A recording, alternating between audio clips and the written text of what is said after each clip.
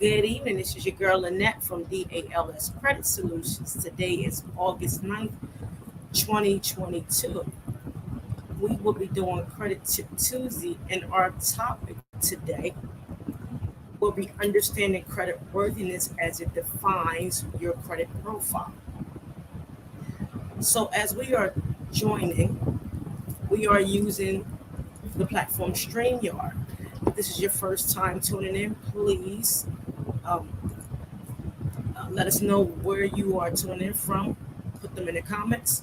If you have any questions or concerns, also put them in the comments.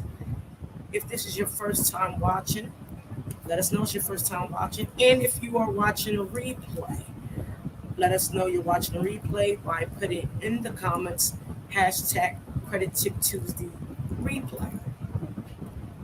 I did a series on this, and last week it didn't get uh, broadcast due to music that I had within the live. Even though I did not own the rights to the music. It was unable to be streamed the way I wanted to be streamed. So I'm going to do a two-part series in one.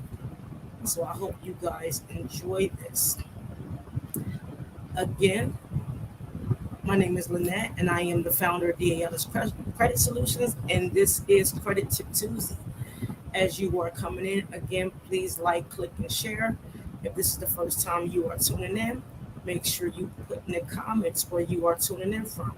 We are using the platform StreamYard, and if you're watching a replay, please place in the comments you are watching a replay by using hashtag Credit Tip Tuesdays replay. Let us begin. So I did this series again last week, and it didn't get the visibility that I wanted. So I'm going to do the entire series, part 1 and part 2 today. So the goal is for you to understand your personal credit, increase your credit worthiness while looking over your reports. So I'm going to be using some slides.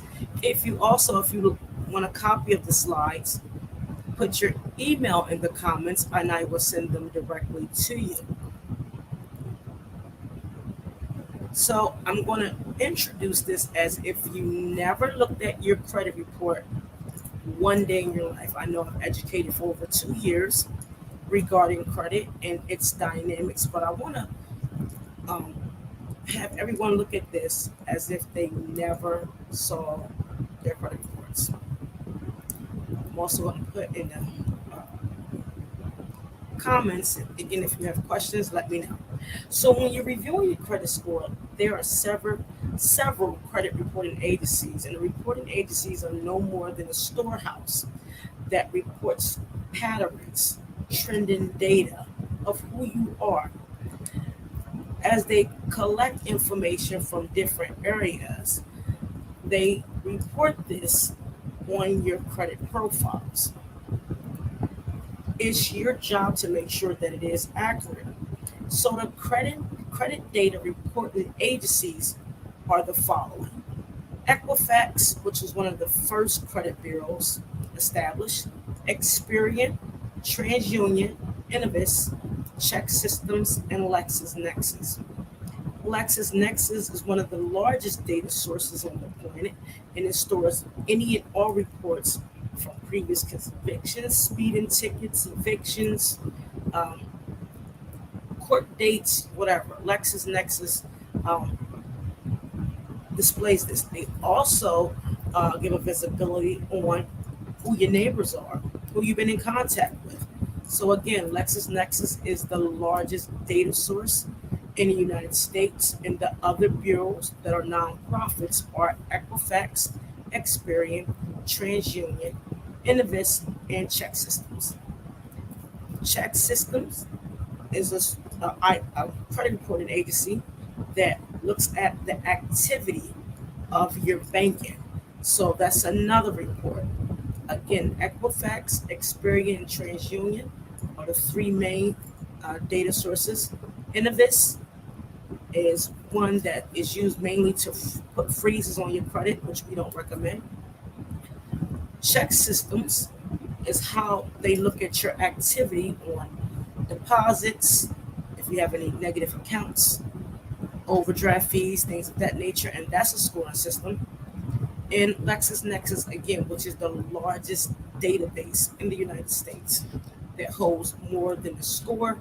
It holds all previous convictions, addresses, relatives, relative charges, any type of issues that you had that's not within the main credit reporting agencies. LexisNexis will have it displayed. So, as you are reviewing the credit report, you have to make sure that the data on the credit profile is accurate. As consumers, it is your responsibility, our responsibility, to know what's on your credit report. If the first thing you'll look at is your name, is your name spelled correctly? Your address, your date of birth, social security number, workplace, etc. My name is Lynette. It's spelled Lynettee. I've seen it Linneettee. I've saw it Lynneettee. So forth and so forth. Whatever's on your birth certificate, make sure it is factual on all credit reporting databases.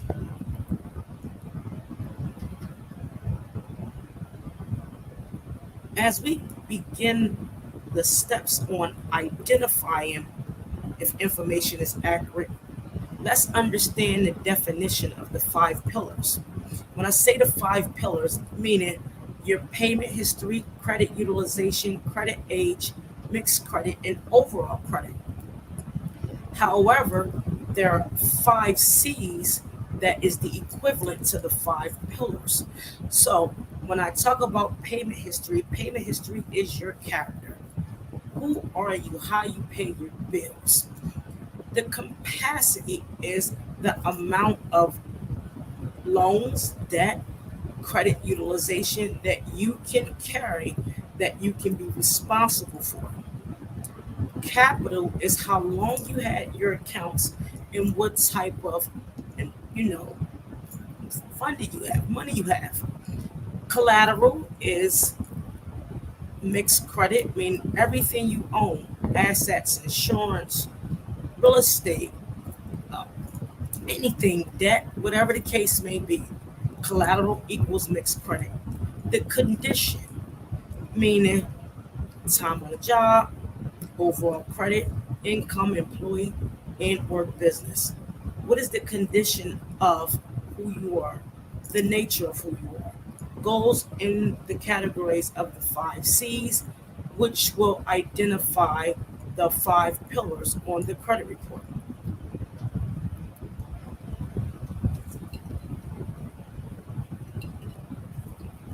As everybody is tuning in, my name is Lynette.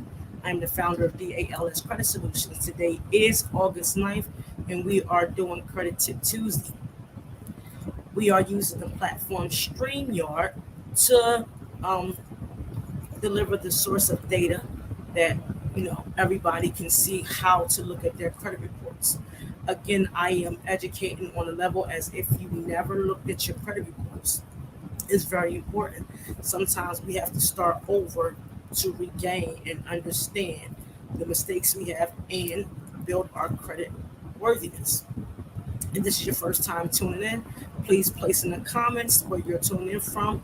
If you are watching a replay, put in the comments hashtag Credit Tip Tuesday replay. Once you are done viewing Credit Tip Tuesday, if you want a copy of the slides, I will send them to you directly. If you have questions regarding the information that I am delivering, also put them in the comments so I can answer them accordingly. As we continue, now we're identifying again what's on the credit report. Name, age, date of birth, social security, and accounts open. So when I say all accounts, anything that has your digital and or manual signature. Now I've my account, my oldest account is almost 19, 20 years old. I'm only 35. I don't know that. Know that. Nope. Don't know how that happened, but it happened. But make sure everything on your credit report belongs to you.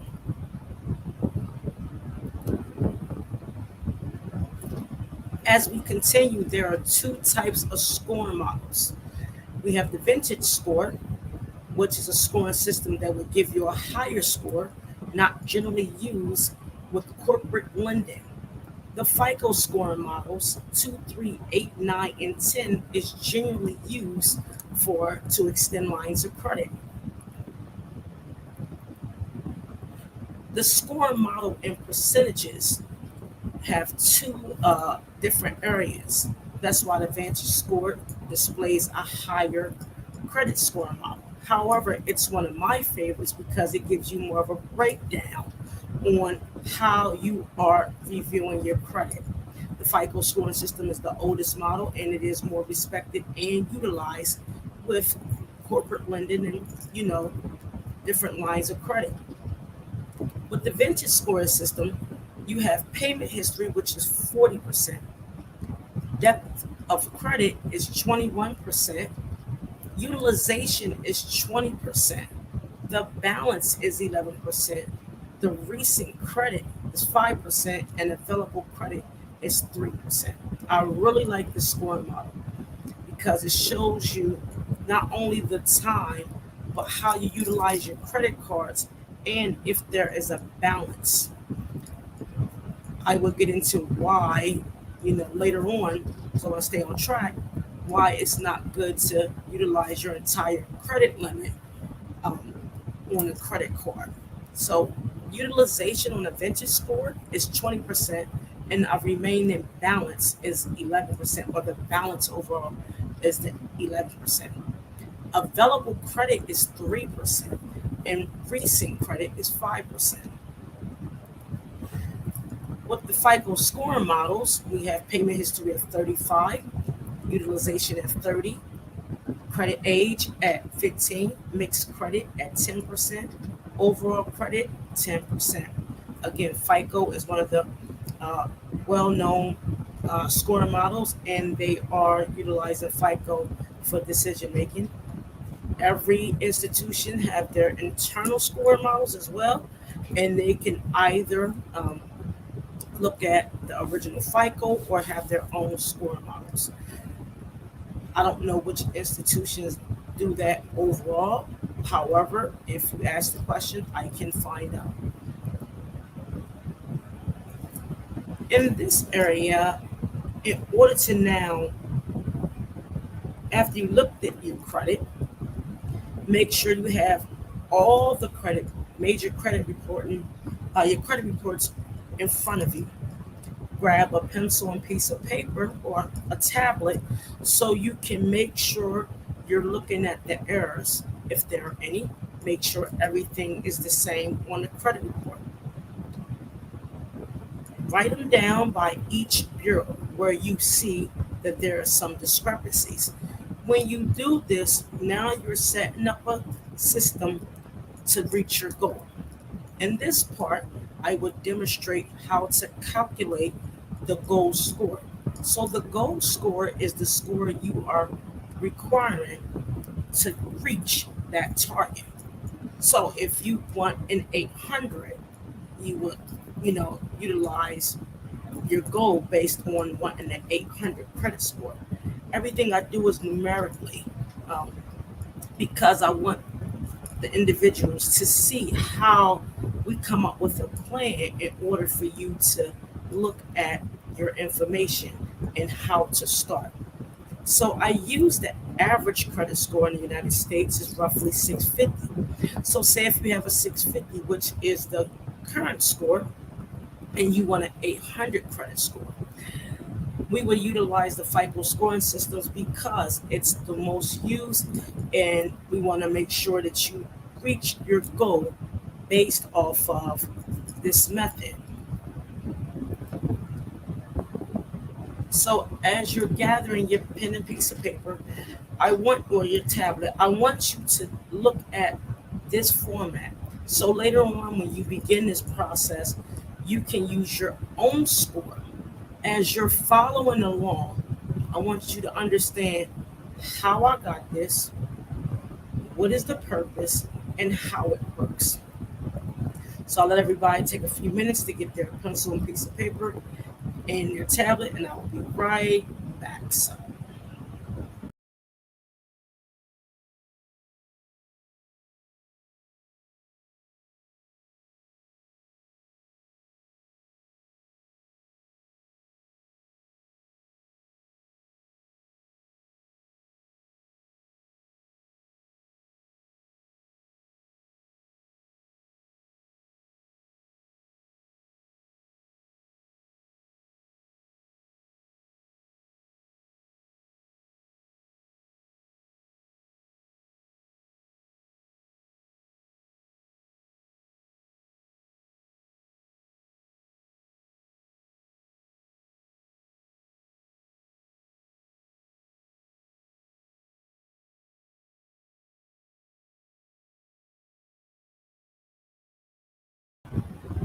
sorry about that. My mic was muted.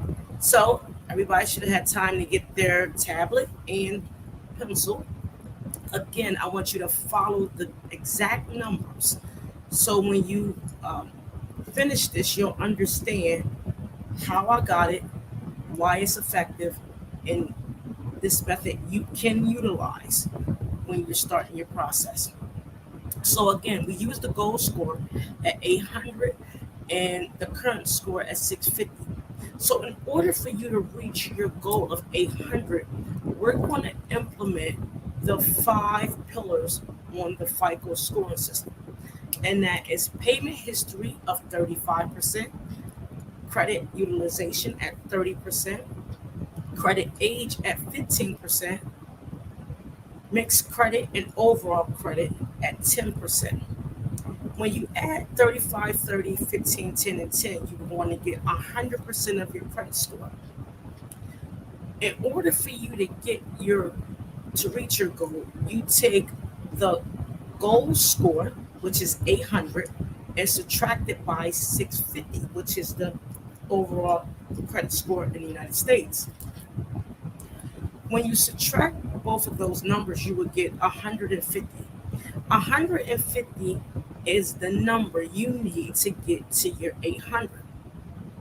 And the way you find out where the areas on your credit report that's giving you the most trouble is by numerically finding out what number is keeping you away from the 800 based off of your payment history, credit age, mixed credit, overall credit, and credit utilization.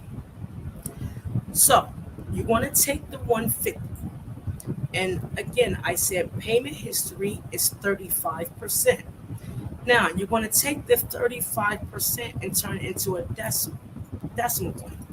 All those that hate math, please, it's okay. I'm not a big fan of a lot of things, but when you want to grow, you just learn small solutions, small steps to get to that, that final destination. So you want to take the number 150, and you want to multiply it by 0.35. You want to take that same 150 and multiply it by 0.30. So the 0.35 is the 35%, which is payment history. The 0.30 is 30%, and that is credit utilization. You're going to take the same 150 and multiply it by 0.15, which is credit age, and you're going to take the same 150 and multiply it by 0.10 twice, and that is mixed credit and overall credit. Once you get those numbers, take your time. Again, if you need the slides, put your email in the comments and I will send them to you directly.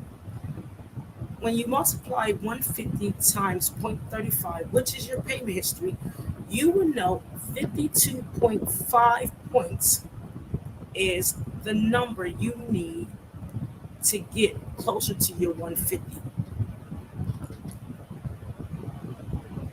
Out of the credit age, the credit utilization, You multiply 150 times 0.30, which is your credit utilization, and now there's 45 points. If you multiply 150 times 0.15, which is your credit age, that will give you 22.5 points. If you multiply 150 times 0.10 twice, it will give you 15.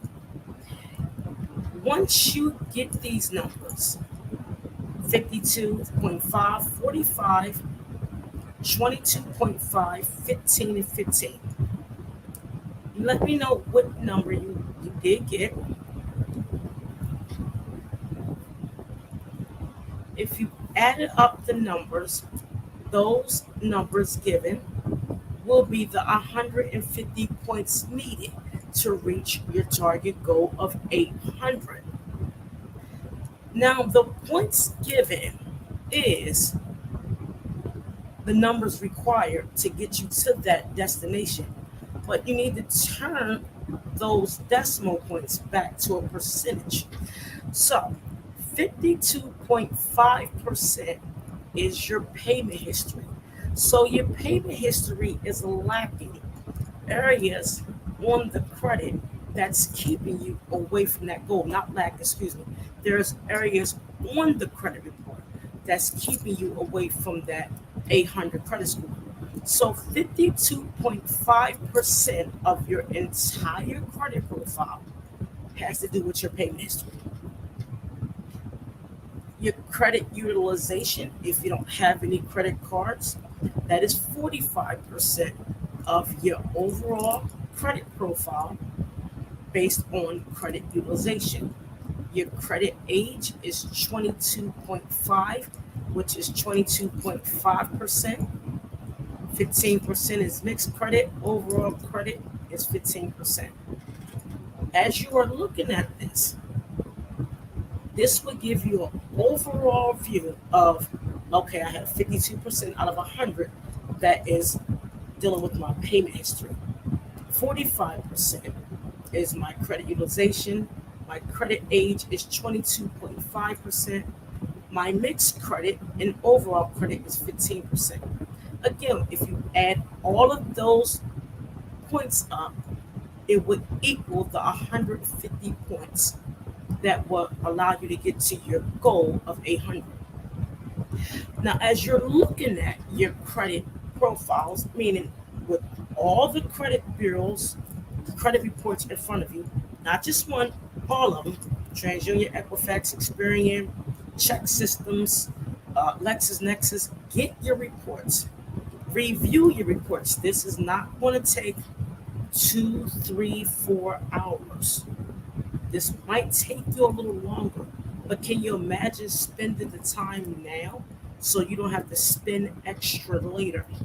Trust me, I have been in this boat more than once, and the way I educate on this is the mistakes that I made growing up, and even as I, getting older, on how to understand not only the credit report but behavior spending. These factors are extremely important in order for you to reach your goal. Look at all of the information and start taking notes. So, the first step on how to get to your 150 points is, again, more math, but it's simple math. So, as I stated in the previous slide, you need 52.5 points out of the 150 points needed to achieve your overall goal. The question you're probably asking, how is this possible? Before we continue, I want to let everybody know my name is Lynette. I am the founder of DALS Credit Solutions. We are talking about how you can increase your overall credit worthiness by knowing, what's on the credit profile. If this is your first time tuning in, please place in the comments where you are tuning in from. We are using the platform StreamYard. We are going over again different areas of the credit report in its entirety, however, so you can understand how to increase your credit worthiness. If you desire to have a copy of the slides after viewing Credit Tip Tuesday, you can put your information in the comments and your email in the comments, and I will send them to you. If you have any questions regarding this method, I can also answer any questions you have. As we continue, we are on the section of how are we going to get to these 150 points based on the 5 pillars on the credit report. I'm not never wearing lipstick again. This cute stuff is all right for some of y'all prissy people, but this is too much. And I love y'all. So, again, as I stated in the previous slide, 52.5% or 52.5 points is needed. So I gave an example. If you have 11 late payments on the credit report, the area that needs addressed is payment history. So if you have late payments, this is going to decline your payment history, and this is why 52.5% of your credit report is having negative outcome regarding payment history. So the way you look at this, I said you have 5 late payments on the credit cards and 6 late payments in collections. I utilize this example because this is what I normally see on credit profiles.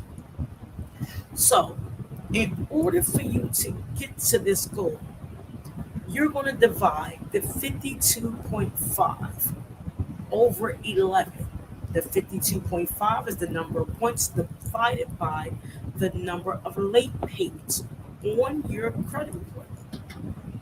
When you do this, every time a negative area is removed or it aged, meaning it gets older, you will gain 4.77272727 points every credit reporting cycle. This is just your payment history. Again, if you have an issue on your payment history based off of this example, the number of points needed to reach your goal is 52.5, which is 52.5% of your credit profile. Regarding payment history, the example I use, if you have 11 late payments in several areas of the credit report. So if you have 5 late payments on the credit cards, 6 late payments in collections, let's explore the math.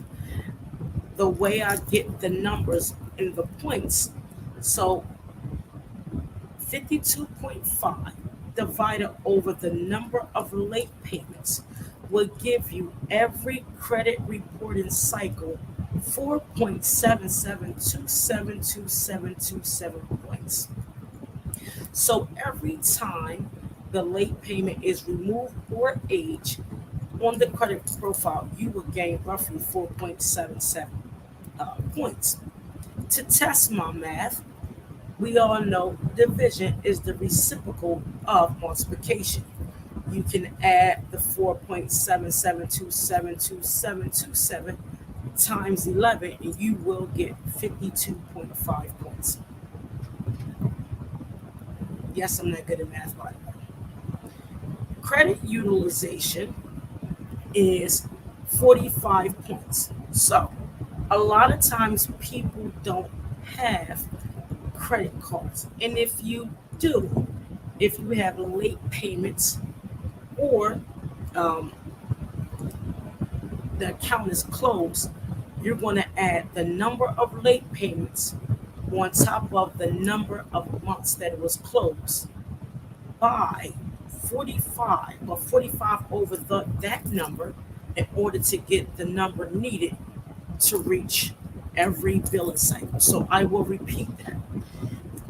Many people don't have credit cards, but if you have credit cards and you have late payments based on this example, you're going to take the number of points that you know that you need to get to the 150 and divide it over the number of late payments within the credit card area. If the account is closed, you're going to add the number of months to include that. So, say if you had 11 late payments on the credit cards, you're going to take 45 divided by 11, and then you would get that number the that you would get every time the late payment is either removed or closed. As we go through credit card utilization, you must count the number of areas late within that area of the credit card or all your credit cards. Divide that by the 45 points that's needed. Again, I gave the example 45 divided by 11, and you would get a number. And I do it with you guys. Pull out my handy dandy calculator.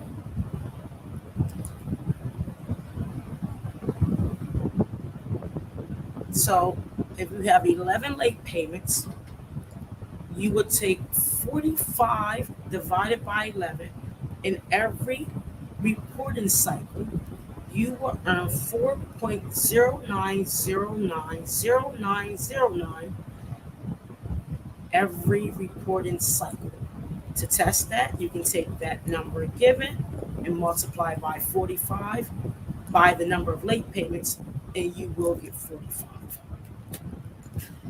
A lot of myths with credit cards. I don't want to get deep into it because we're going to do that in the second series, because I'm going to do this all in one. And you want to understand the target utilization, transactor versus revolver, and statement closing date versus payment due date. If anyone have any questions, please let me know. Put them in the comments as we continue. I will go over this. To find your credit age, you have to look at the time of the first account established to the latest account established. My famous number is 11 that you see. I use 11 in a lot. I can use any number, to be honest with you, but I use 11 because it's an easy number, and I want you guys to understand this. So oftentimes, when you're applying for a new line of credit, you will see a decrease in score because you tampered with the credit age. Credit age is like fine wine. The older it is, the better the score, usually. So the way you determine credit age in 11 accounts, I use the years 2010 all the way up to 2022. The way you determine your credit age, you start with the first date of the opening of the account, and you count the number of accounts, meaning in its years. So I use very easy examples here. 2 accounts in 2010, 2 accounts in 2011, 2 accounts in 2014, 2 accounts in 2016, 1 in 17, 1 in 19, and 1 in 2020. When you add all those years up, and they are 11 accounts, you will get the number 2014.36364.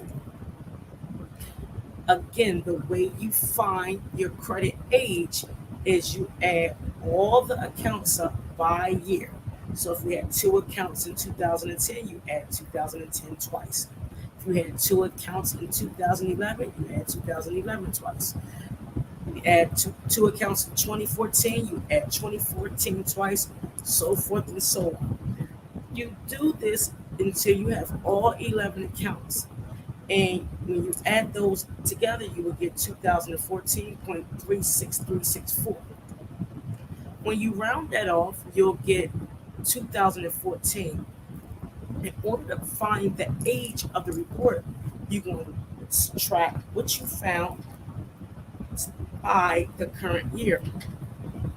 When you subtract what you found by the current year, you will see that your credit age is 8 years old.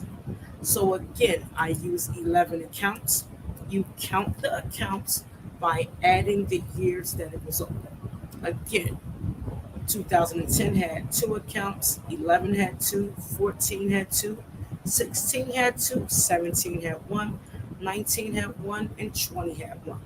When you add all those numbers together, you'll get 2014.36364 equals 2014. You take that number and subtract it by the current year we are in, and you will get your credit age is 8 years old. And you're probably saying, why would I need to do all of this? And it displays to me on the credit report. That's a good question. I'm going to answer for you. When you write things down, the subconscious captures it to say, I am bringing awareness about who I am when it comes to my finances. If we allow the computer to generate everything, which is fine, and we don't have an idea what's going on, you will continue to be in that space where you don't know what's going on. So you should understand your credit profile because one, it educates yourself, and if you have children. Two, it will bring more awareness and resiliency within a home. Three, it would improve communications. Four, it would decrease arguments within the household because you would be able to talk about when things are wrong. And five, it will allow you to sleep at night because you honestly knows what's going on with your credit report. Your credit determines how you live, move, walk, breathe, or whatever. Now, don't get me wrong. A lot of people walk fine and live fine with bad credit. I've done it for years. I'm telling you. But I was broke. Hell, still broke. I was broke. You know, so I didn't have that financial awareness. I didn't have those insurance policies that I'm able to finance. I didn't have advisors. I didn't have um, individuals that can educate me. And you do a lot of harm. And then when you turn 40 or 50, you say, I get it. And I understand we're still growing overall, but doing it with a pencil and piece of paper gives that subconscious that that information to say, oh, this is how they calculate.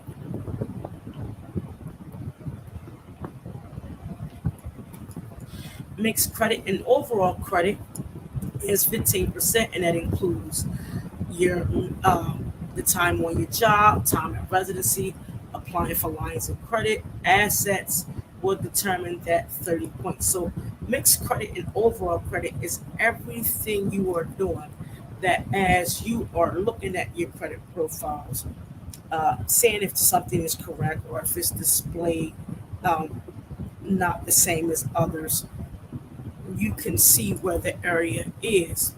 Again, while you're doing this, use the examples within the slides. Once you grasp the concept, then use your and determine your numbers based on what you see and set your goals. Please do short-term goals for long-term to extend the long-term goals.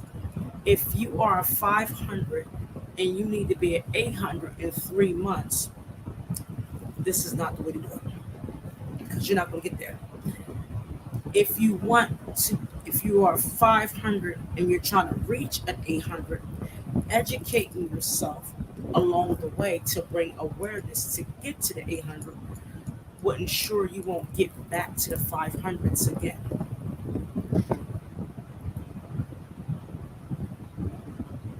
So as I prepare for section two, to give you a recap,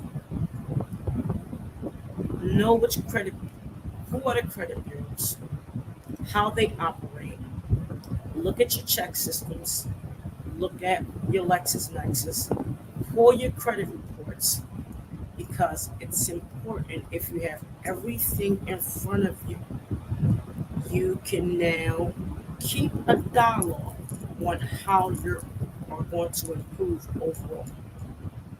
Set realistic goals, and it's okay if you fluctuate. You're going to go up and down like a seesaw. You're not going to always go up. You're not. Um, if as you're building, you lose a lot of points because you are growing your score. The goal is you got to lose something to gain something. And again, if you go fast, go alone. African Hebrews. If you go fast, go alone. But if you're gonna go slow, we all go together. Section 2 will allow you to understand ways to dispute. And if you want to step away, get some water, whatever the case may be, you can do so. We will return in about 2 minutes, and I'll let you shake some things off, or you can click stop and pause, and we're going to continue to keep going.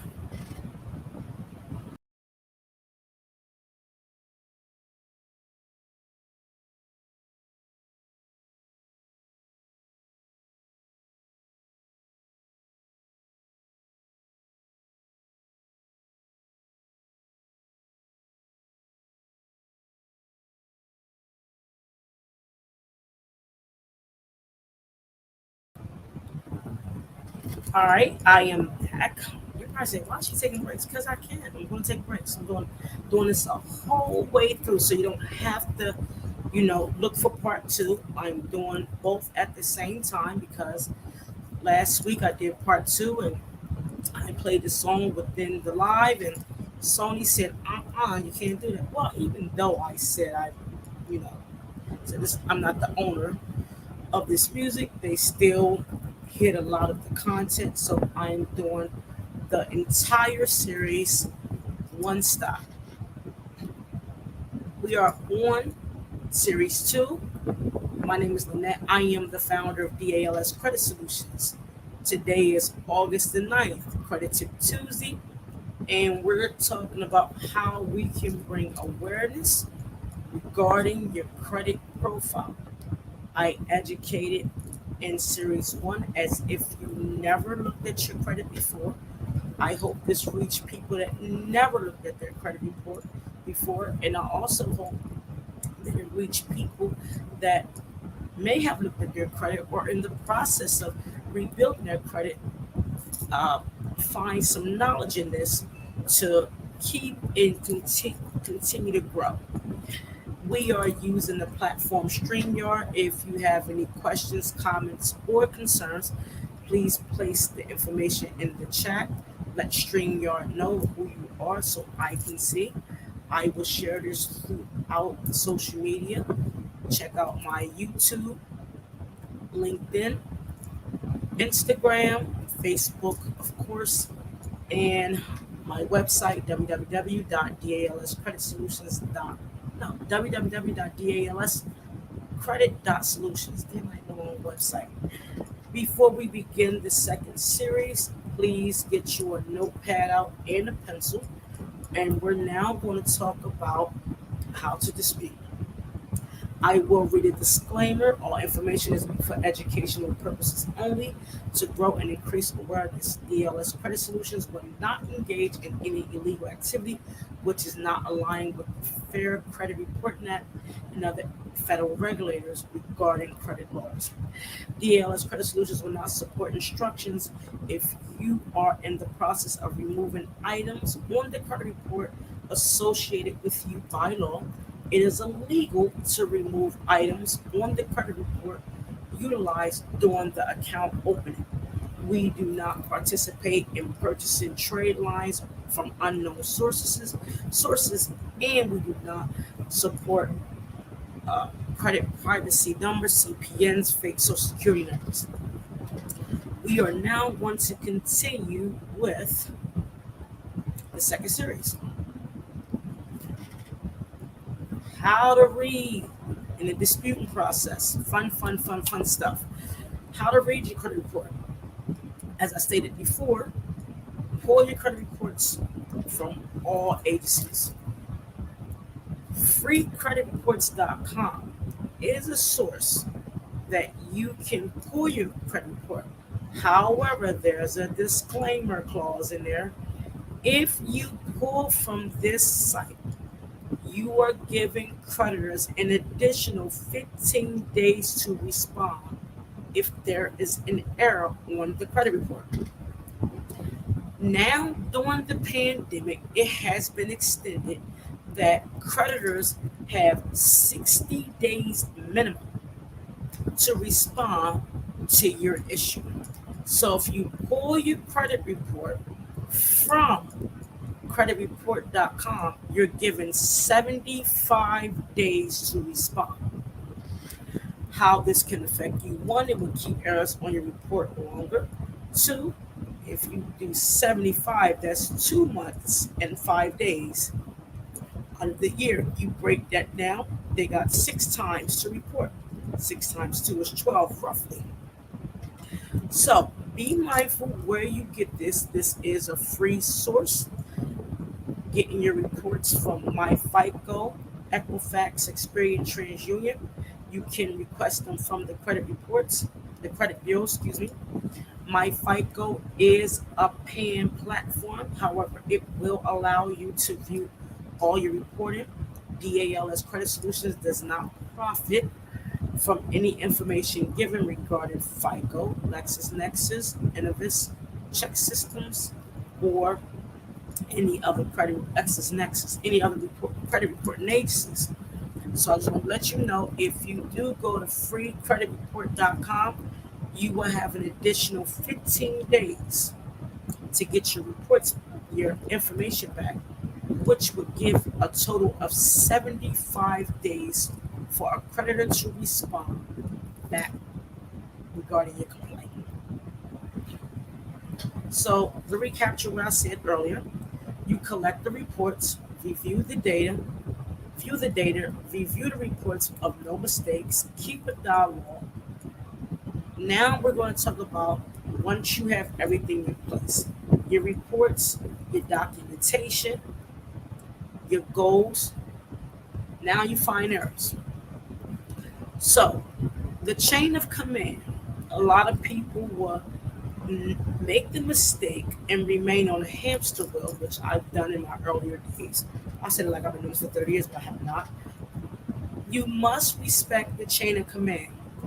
So when you find the error on a report, look for a number and make the call.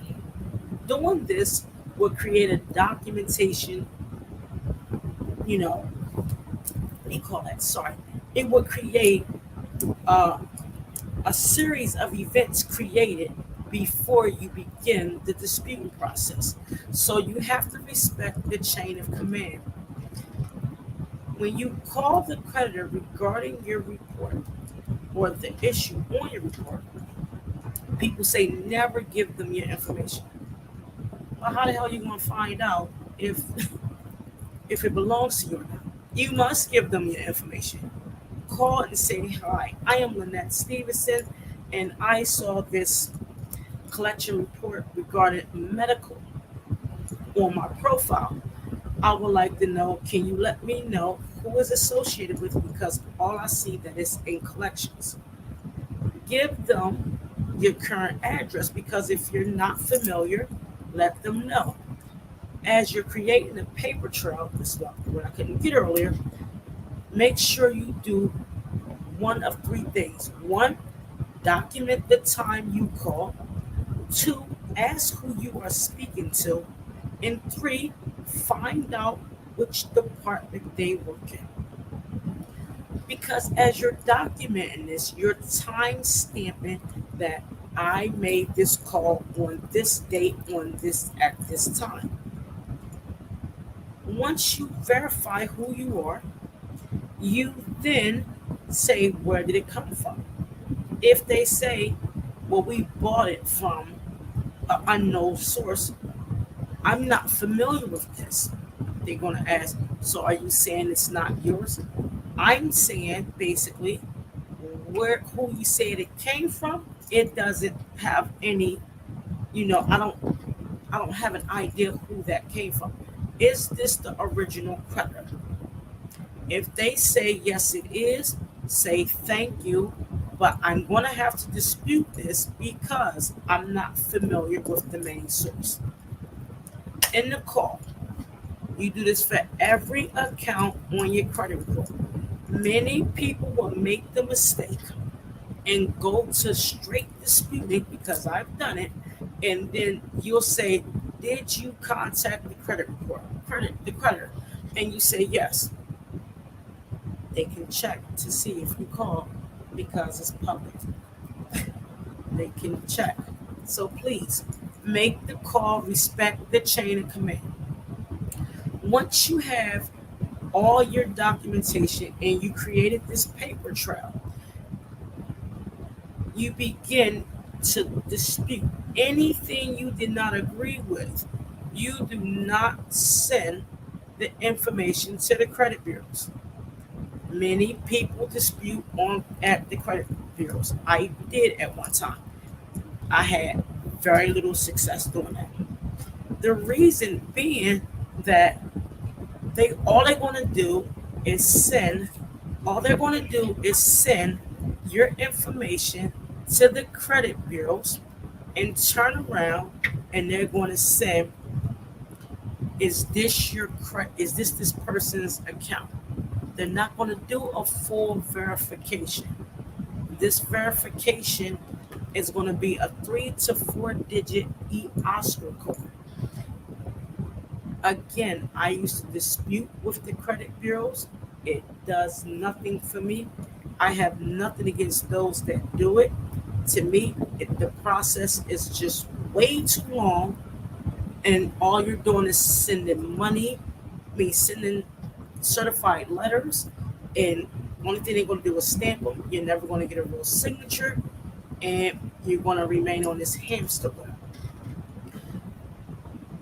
Send the letter, sending your information and your concerns to the people who regulate that agency is where you get the best results at. So in order for you to do this, you cut the middleman because you respected the chain of command. You already made contact with the creditor. The creditor already told you, hey, this is where we got this from. You already made the creditor aware that I'm not familiar with the source. So if you send the dispute to the credit bureaus and you already spoke to the creditor who the credit bureaus is going to send the information to, the responses you're going to get on the credit bureau, the return is verified. So you already did step one. Don't go back through step one to get back to the same place you started at.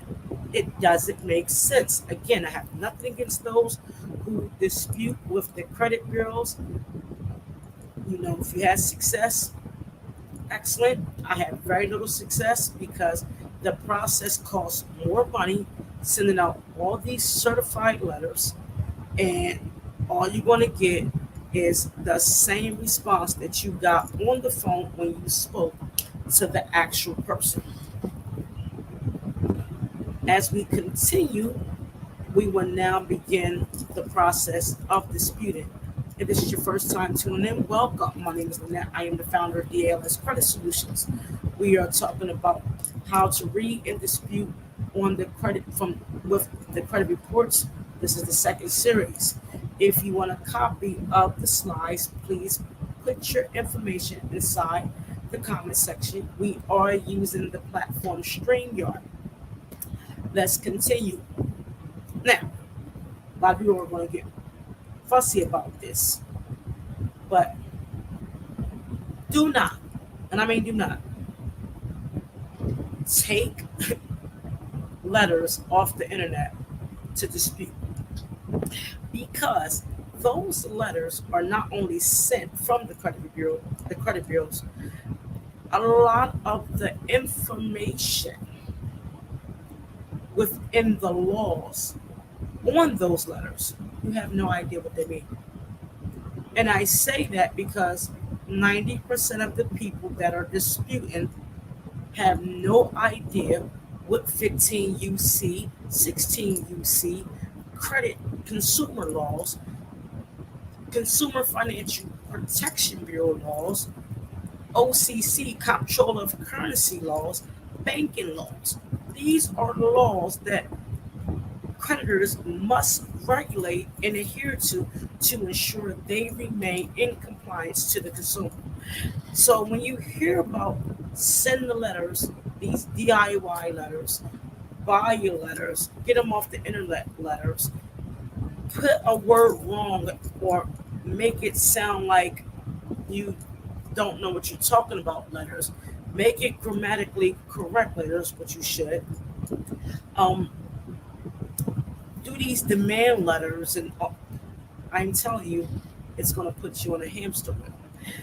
A lot of the laws that are mentioned within these letters, the average consumer have no idea what it means. So when you hear 15 UC, the law itself is about 50 pages. So if somebody's going to give you a small section, you better read the entire section because there's a lot of clauses and a lot of underlying segments and attachments with the laws from section 1 all the way down to section C.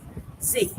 The reason I know because I read these laws. I know these laws. And you have to understand if it's something that kept you from paying that bill or you was in a situation that you were unable to make those payments, create the document on the site with the federal regulators to make sure the creditors did everything they're supposed to by law to ensure you don't have a risk, meaning negative credit reporting, stress on income. All these areas are very important. As we continue to dispute, please be honest. Do not remove anything that belongs to you. Don't try it. It doesn't make sense because there are so many ways that a fraud alert can be displayed on your report and you don't know it's a fraud alert. Consumer does not agree. That's a notation of a fraud. Consumer disputed but still doesn't agree. Fraud alert. You're saying you don't agree and it's not yours. So when you look at the numerical factor of your credit report, the number is just not telling you that you're credit worthy or not. It's the notation within the credit report. Please be mindful when you dispute. Keep a paper trail and be honest. Is this my item on my report? So many people encounter issues when they remove addresses that used to belong to them or they don't live there no more. Um, Actual inquiries that you apply for, and then when you become credit worthiness, you're like, why couldn't I get an American Express card? Because you disputed it when you was at a lower limit. So now they have you on the list, and you're unable to obtain those benefits because you apply for something, and now you want it because you're not able to get it. So please be honest with yourself as you're looking at your reports. Do not remove nothing that belongs to you. One is against the law. Two, you can create more harm than good. Three, you can get blackballed. And four, it can be more brutal to your credit report. A lot of people say, I've been a 599 or 600 for 8 years, and I look at their credit report and the notation says it all. Credit consumer disputed this. This is what happened. The consumer disputed this. This is what happened. You're creating a risk to never increase your credit worthiness. We talked about chain of commands. Please call the original creditor, documenting every time you spoke with them, and while reviewing your credit information on the credit reports, ensure the information given from the creditor is correct. We talked about the 30 and 60 days of response. The normal time now, after 2022 of January, is 60 days. A creditor has to respond. If you get your credit reports from www.freecreditreport.com, you're adding an additional 15 days, which will give you a total of 75 days for response.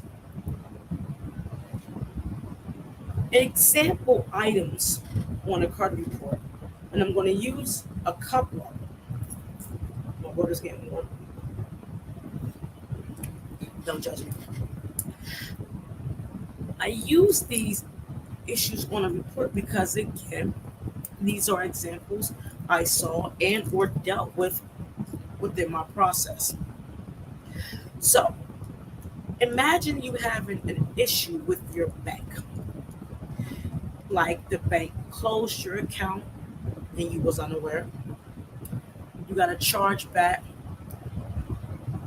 How do you dispute it? Now, would you dispute your issue with the bank, with the credit bureau? The answer is no. The way you know who regulates the bank is within the name of the institution.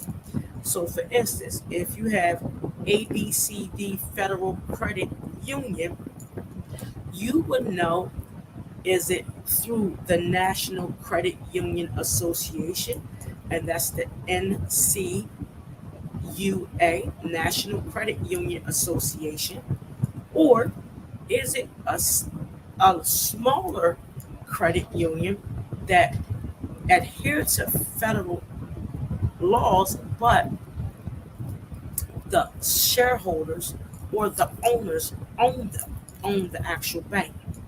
So there's two ways to look at this. If it's federal, and I'm using a credit union for an example, and I will also use a bank. If it's a federal credit union and it's a larger credit union, you look for the National Credit Union Association. If the members own the credit union, they don't really adhere to the National Credit Union Association.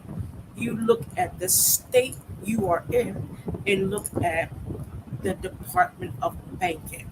So I'll use PA, I won't use a bank. It's a certain credit union in Pennsylvania that has been around for quite some time. They are owned by its shareholders. So instead of me doing a dispute with the National Credit Union Association, that's called NCUA, if you Google it, it will, come up and you can learn how to look at those processes of submitting complaints. Excuse me. I went through, since it was a credit union that wasn't regulated by the NCUMA, National Credit Union Association, I went through the Pennsylvania Department of Banking. What I did was explain the client's issue based off of the information given and what happened. When I submitted the complaint through the Pennsylvania National Department of Banking, and for example, this was a repossession on the client, and the way it happened was against the guidelines according to the Pennsylvania Department of Banking. The letter said X, Y, and Z. Based off of what happened, the repossession was fully removed and they received $1,200. So the services they got from me basically paid for itself. That doesn't happen with everybody. However, if you learn these processes and you find violations, you can be compensated at times, not all the time. Again, disputing with the credit bureaus is going to do nothing but send that e-Oscar report to say, is this X, Y, Z? If they say yes, you already made contact. They're going to send it back, says verify. Then my question to you is, what's the next step? While you're disputing, do two things, do many things. My daughter, Denisha Stevenson, she taught me this. Purchase a planner. A planner can save your life because it brings awareness of what you need to do, how you're doing it, and what needs to be done next. Be honest with your spending. We didn't touch on, spending patterns and spending habits because I'm not one to judge because we all have our habits. But in order for you to grow credit worthiness and increase that that awareness and become resilient, you must be honest with your spending. If you have debt and it belongs to you, pay it. I know many times people say, oh, paying a collection, it's not worth it. Okay, leave it on there and it's not going to be worth it. So if you pay a collection, ask it for it to be removed and then use the steps that I mentioned before. Be honest with your spending and become aware of your spending. Pay off your debt if you got to do a little at a time. Contact current creditors regarding your debt. If you are unable to pay something, please talk to your creditor. I've made the mistake many times in my life. Feel as though it will go away. No, the hell it won't. It will smack you so far in your forehead, their company will come on there. Please, if you're unable to pay a bill or have issues that you got to pay your credit card debt and it's not there at the moment, please communicate. It's very important.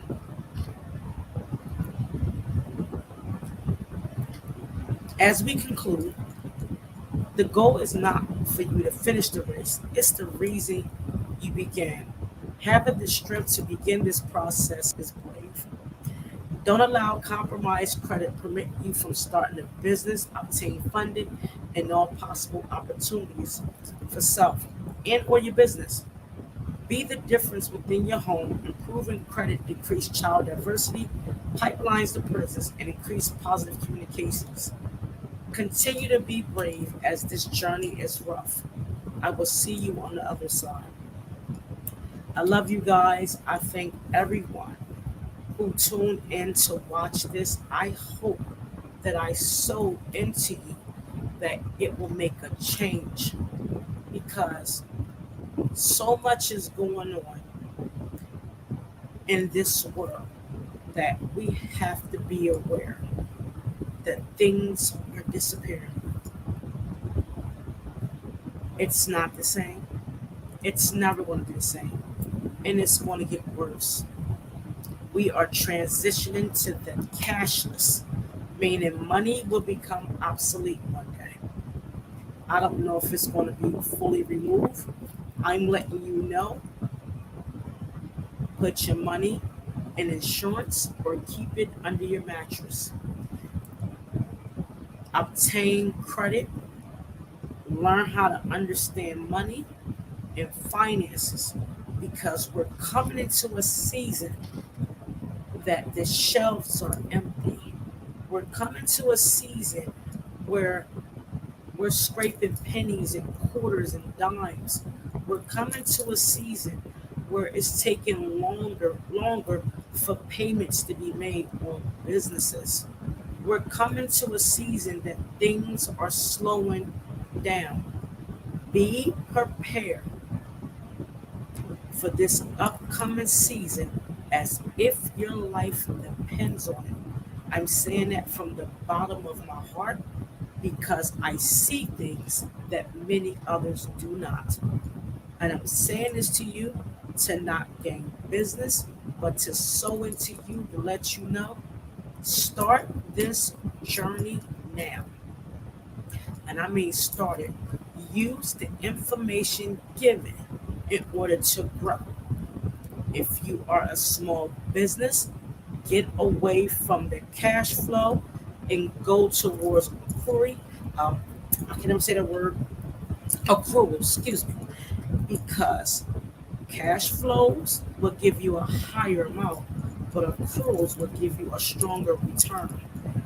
Understand your financial profiles, understand how you're going to do business.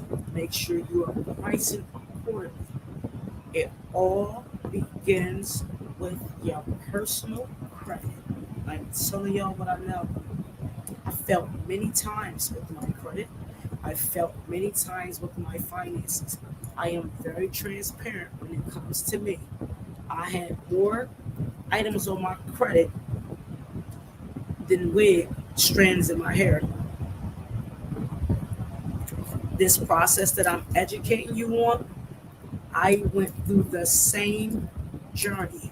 It took me 5 years because this is a trial and error for me.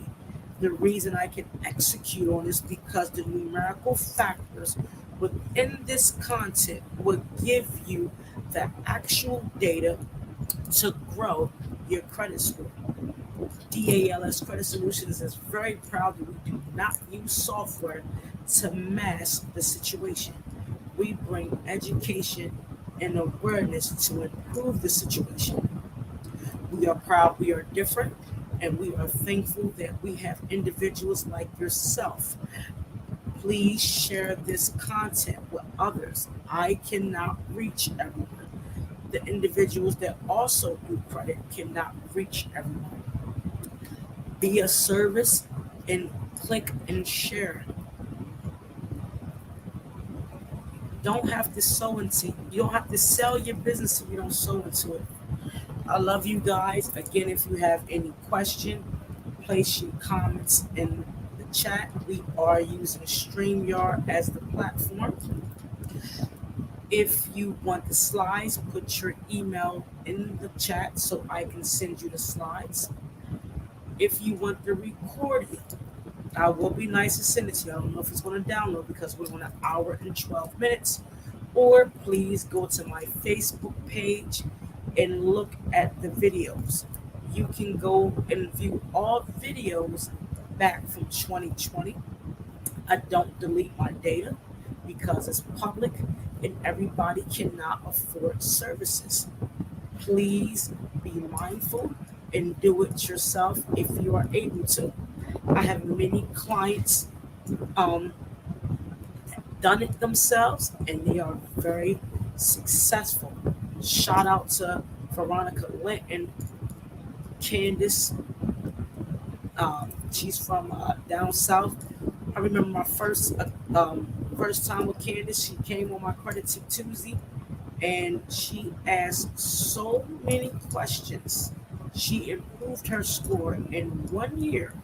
She had one consultation, and 1 year later, she bought her house. It's the consistency that will allow you to grow. So don't be afraid. Don't fall off. Don't be afraid to fail and get to the other side. I conclude by saying God bless you all. I love you. I will see you next Tuesday and have a wonderful day.